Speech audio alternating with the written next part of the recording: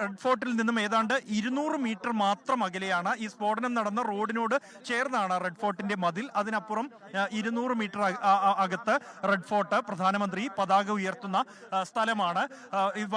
ഇതിന്റെ മറുവശത്താകട്ടെ ഒരു ക്ഷേത്രമാണ്. 700ഓളം വർഷം പഴക്കമുള്ള പ്രാചീന ശിവക്ഷേത്രം ആണ് സമീപത്തുള്ളത്. ഈ പരിസരത്ത് മുഴുവൻ വലിയ മാർക്കറ്റാണ്. ഏത് സമയവും ആളുകൾ ഉണ്ടാകുന്ന മാർക്കറ്റാണ്. ഈ സ്ഫോടനമുണ്ടായത് ഒരു സിഗ്നലിലാണ്. അതിൽ രണ്ടു വശത്തേക്കുമുള്ള വാഹനങ്ങൾ കടത്തിവിടുന്ന സിഗ്നൽ. മാർക്കറ്റിലൂടെ കടന്നു വരുന്ന ആളുകൾക്ക് റെഡ് ഫോർട്ടിനകത്തേക്ക് കയറാനുള്ള സിഗ്നലും എല്ലാം ഇവിടെ തന്നെയാണ്. അതിൽ നമ്മളിപ്പോൾ നിൽക്കുന്ന ദിശയിലേക്ക്, ക്യാമറയ്ക്ക് നേരെയുള്ള ദിശയിലേക്കായിരുന്നു ഈ സ്ഫോടനം നടത്തിയ വാഹനങ്ങൾ വരേണ്ടിയിരുന്നത്.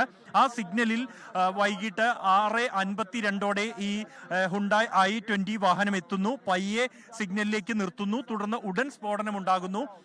ആ സ്ഫോടനത്തിന്റെ ശേഷി ഇവിടെ നമ്മൾ എത്തിയ ഉടനുള്ള കണ്ട ആളുകൾ, ദൃക്സാക്ഷികൾ വിവരിച്ചിരുന്നു. ഏതാണ്ട് 1.5 കിലോമീറ്റർ അകലെ പോലും കേൾക്കാവുന്ന ഞെട്ടിപ്പിക്കുന്ന രീതിയിലുള്ള ഉഗ്രസ്ഫോടനമായിരുന്നു. ആ സ്ഫോടനത്തെ തുടർന്ന് വാഹനം ഒരു അഗ്നിഗോളമായി മാറുകയും സമീപത്തുള്ള വാഹനങ്ങളിലേക്കും തീ പടരുകയുമായിരുന്നു. ആ തീ വിവരമറിഞ്ഞ് 10 മിനിറ്റിനകം തന്നെ പോലീസ് സംഘം ഇവിടേക്ക് എത്തി. ഫയർഫോഴ്സും എത്തിച്ചേർന്നു. തീ അണയ്ക്കാനുള്ള ശ്രമങ്ങൾ തുടർന്നു. ഏതാണ്ട് അരമണിക്കൂറോളം 7:29 തീ അണയ്ക്കാനായി എന്നാണ് ഫയർഫോഴ്സ് അറിയിക്കുന്നത്.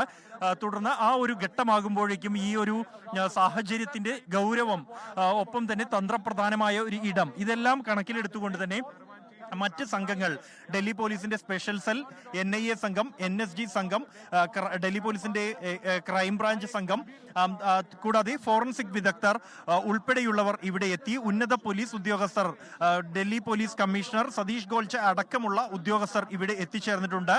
അപകടമുണ്ടായി അല്ലെങ്കിൽ സ്ഫോടനമുണ്ടായി മിനിറ്റുകൾക്കകം തന്നെ ഡൽഹി പോലീസ് DCP ഇവിടെ എത്തിച്ചേർന്നിരുന്നു. അദ്ദേഹത്തിന്റെ നേതൃത്വത്തിലാണ് ഇപ്പോഴും പരിശോധനകൾ പുരോഗമിച്ചുകൊണ്ടിരിക്കുന്നത്.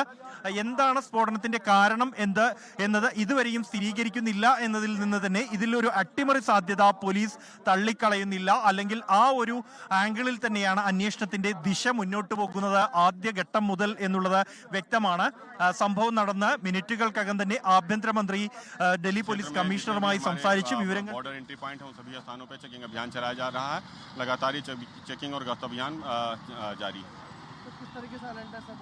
सभी बॉर्डरों पे अलर्ट रखा गया है. യെസ്, എന്തെങ്കിലും ഒരു പുതിയ വിവരങ്ങൾ ഈ ഘട്ടത്തിൽ ഉന്നത പോലീസ് ഉദ്യോഗസ്ഥർക്ക്, ഉന്നത അന്വേഷണ ഏജൻസികളുടെ തലവന്മാർക്ക് പറയാനില്ല? ഈ രാജ്യത്താകമാനം നടക്കുന്ന പരിശോധനകൾ, അതിന് നൽകിയിരിക്കുന്ന അലേർട്ട്, അത്തരം വിവരങ്ങൾ മാത്രമേ ഉള്ളൂ. അതുകൊണ്ട് തന്നെ ഇത് ഏതെങ്കിലും തരത്തിലൊരു കാർ സ്ഫോടനം എന്നതിനപ്പുറത്തേക്കുള്ള ഗൗരവം ഈ വിഷയത്തിലുണ്ട് എന്നത് ഉറപ്പാണ്. അതുതന്നെയാണ് ഈ ഉന്നത ഉദ്യോഗസ്ഥരുടെ വളരെ അവർ വളരെ ഒതുക്കി സംസാരിക്കുന്നത്. എന്ന് വെച്ചാൽ വളരെ കാര്യങ്ങൾ പറഞ്ഞു പോകുന്നതിനപ്പുറത്തേക്ക് എന്താണ് അതിൻ്റെ വിശദാംശങ്ങൾ എന്ന ചോദ്യത്തിന് കാത്തിരിക്കൂ എന്നാണ് മാധ്യമങ്ങളോട് മറുപടി പറയുന്നത്. എന്തു സംഭവിച്ചു എന്നത് സംബന്ധിച്ച വിവരങ്ങൾ വരാനിരിക്കുന്നതേ ഉള്ളൂ. സെൻട്രൽ ന്യൂസ് ഡെസ്കിൽ നിന്ന് KR ഗോപികൃഷ്ണൻ ചേരുന്നുണ്ട്. GK, ഇത്രയും മണിക്കൂർ ഇപ്പോൾ നമ്മൾ സംസാരിക്കുന്നത് ഇപ്പോൾ 7 മണിക്ക് 7:05 ഈ വിവരം അറിഞ്ഞതാണ്. അതിനുശേഷം പിന്നീട് ഓരോ മിനിറ്റിലും കൂടുതൽ വിവരങ്ങൾ വന്നുകൊണ്ടിരിക്കുകയായിരുന്നു. ഏതെങ്കിലും തരത്തിലൊരു കാറിന് തീപിടിച്ച് ഉണ്ടായ ഒരു ദുരന്തം എന്നതിനപ്പുറത്തേക്കുള്ള ഗൗരവം ഈ വിഷയത്തിലുണ്ട് എന്നതാണല്ലോ ഈ ഡൽഹിയിൽ നിന്ന് വരുന്ന മുഴുവൻ ഉന്നത ഉദ്യോഗസ്ഥരുടെയും പ്രതികരണങ്ങളിൽ നിന്ന് വ്യക്തമാകുന്നത്. രാഷ്ട്രീയ നേതൃത്വവും അത് പറയാതെ പറയുന്നുണ്ട്. രാജ്യത്താകെ ജാഗ്രതാ നിർദ്ദേശം നൽകുകയും പ്രധാന നഗരങ്ങളിൽ പരിശോധന നടത്തണം എന്ന നിലയിൽ മുംബൈ അടക്കം, കൊൽക്കത്ത അടക്കം, ലക്നൗ അടക്കമുള്ള നഗരങ്ങളിൽ ഒരു റെഡ് അലേർട്ട് മാതൃകയിൽ പരിശോധന നടത്തുകയും ചെയ്യണം എന്ന് ആഭ്യന്തര മന്ത്രാലയം ആ നഗരങ്ങളിലെ അഡ്മിനിസ്ട്രേഷന് നിർദ്ദേശം നൽകുന്നു. അപ്പോഴും ഒരു അസാധാരണ സാഹചര്യം എന്നതാണോ നമ്മൾ കരുതേണ്ടത്? അതല്ല, അതിലൊരു വ്യക്തത വരുന്നത് വരെ ഈ നില തുടരണം എന്നതാണോ? എങ്ങനെ വിലയിരുത്തണം നമ്മൾ ഈ സാഹചര്യത്തെ?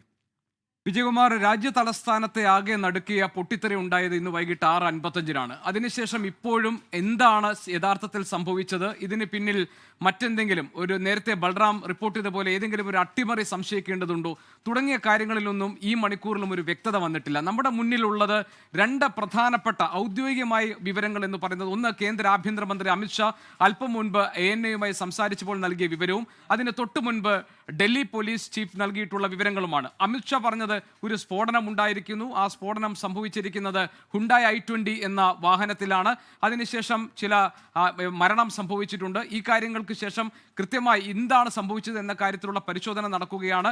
NIA, NSG, ഫോറൻസിക്, അതോടൊപ്പം തന്നെ ഡൽഹി പോലീസ്, സ്പെഷ്യൽ സെൽ എന്നിവരൊക്കെ തന്നെ സംഭവ സ്ഥലത്തെത്തി കാര്യങ്ങൾ പഠിച്ചുകൊണ്ടിരിക്കുന്നു. എന്താണ് സംഭവിച്ചിരിക്കുന്നത് എന്ന കാര്യം കൃത്യമായി ജനങ്ങൾക്ക് മുന്നിൽ കൊണ്ടുവരുമെന്നാണ്. അതിന് തൊട്ടു മുൻപ് സംസാരിച്ച ഡൽഹി പോലീസ് ചീഫും പറഞ്ഞത് നിരവധി മരണങ്ങൾ സംഭവിച്ചിട്ടുണ്ട്, ഏതാനും ചിലർക്ക് പരുക്ക് പറ്റിയിട്ടുണ്ട് എന്നതിനപ്പുറത്തേക്ക് എന്താണ് യഥാർത്ഥത്തിൽ സംഭവിച്ചത്? അതൊരു സ്ഫോടനമായിരുന്നു. തുടക്കത്തിൽ വാർത്തകൾ പുറത്തു വന്നിരുന്നത് CNG സിലിണ്ടർ പൊട്ടിത്തെറിച്ചുണ്ടായ അപകടം എന്നതായിരുന്നു. അങ്ങനെയല്ല, ഇതിന് പിന്നിൽ ഒരു അട്ടിമറി സാധ്യത സംശയിക്കേണ്ടിയിരിക്കുന്നു എന്നതാണ് നമ്മൾ മനസ്സിലാക്കേണ്ടത്. ലോകത്തെവിടെയായാലും ഏത് സമയത്തും 24 വാർത്തകളും ഓഗ്മെന്റഡ് റിയാലിറ്റി പാക്കേജുകളും എക്സ്പ്ലെയിനറുകളും വിശദമായി കാണാൻ ഞങ്ങളുടെ YouTube ചാനൽ നിങ്ങൾക്ക് സബ്സ്ക്രൈബ് ചെയ്യാം.